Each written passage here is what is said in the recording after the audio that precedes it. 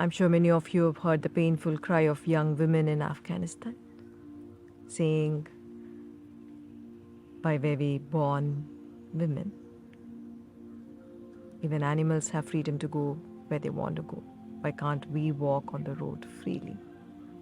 Why can't we drive freely? Why can't we talk with a stranger freely? Why can't we get educated? Why can't we shine?"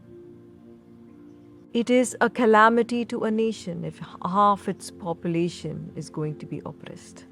How can your children be wise if their mothers are frustrated, uneducated, and miserable? Tears of so many women wetting the earth can only mean disaster to that country. These are karmic laws you can't escape.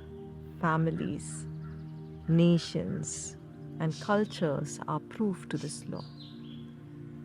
Humanity, irrespective of religion or culture, has to wake up to honor and respect women. A woman is a force of nature.